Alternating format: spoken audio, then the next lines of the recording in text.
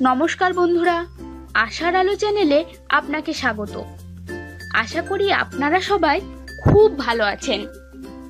বন্ধুরা, আজ শোনাবো দারুণ এক গল্প, যা শুনলে জীবনের লক্ষ্য সম্পর্কে আপনার ধারণা অনেকখানি বদলে যাবে। তাহলে আসুন বন্ধুরা, আর দেরি না করে শুরু করা যাক গল্প। একবার একজন লোক পাহাড়ি অঞ্চলে বেড়াতে গেল। ঘুরতে ঘুরতে সে একটি কাক দেখল, যার ডানা দুটি ছিল কাটা।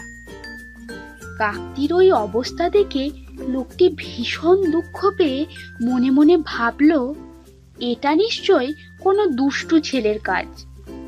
সে ভাবল, হে ঈশ্বর, কাকটি এখন উড়বে কিভাবে? আর যদি সে তার খাবার সংগ্রহ করতে না পারে, তাহলে সে বাঁচবেই বা কিভাবে? লোকটি যখন এসব ভাবছিল, তার কিছুক্ষণ পর ওই জায়গায় এক ঈগল পাখি উড়ে আসলো, যার ঠোঁটে ছিল কিছু খাবার। খাবারগুলো সে কাকের সামনে ফেললো এবং সেখান থেকে উড়ে চলে গেল। এই দৃশ্য দেখে লোকটি অত্যন্ত অবাক হয়ে গেল।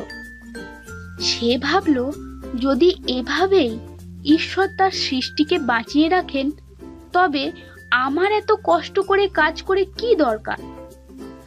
আমিও আজ থেকে কোনো কাজ করব না, তিনিই আমাকে খাওয়াবেন। লোকটি বাড়ি ফিরে কাজ করাই বন্ধ করে দিল। কিন্তু 2 দিন 3 দিন পার হয়ে গেলেও সে কোনোখান থেকে কোনো রূপ সাহায্য পেল না। এর কারণ জানতে সে একজন জ্ঞানী লোকের কাছে গেল এবং তাকে সবকিছু খুলে বলল। সব শুনে জ্ঞানী ব্যক্তিটি বললেন, তুমি তো 2টি পাখি দেখেছিলে। একটা ছিল আহত কাক, আর একটা ছিল সেই ঈগল। তুমি কেন কাকটিই হতে চাইলে?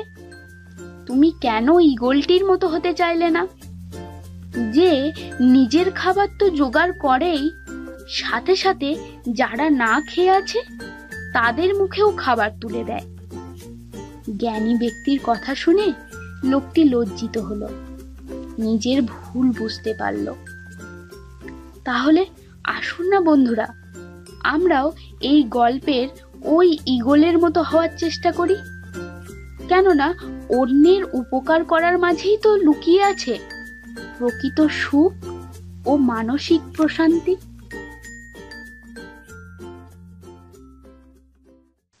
আশা করি আমাদের এই ক্ষুদ্র প্রয়াসটি আপনার খুব ভালো লেগেছে।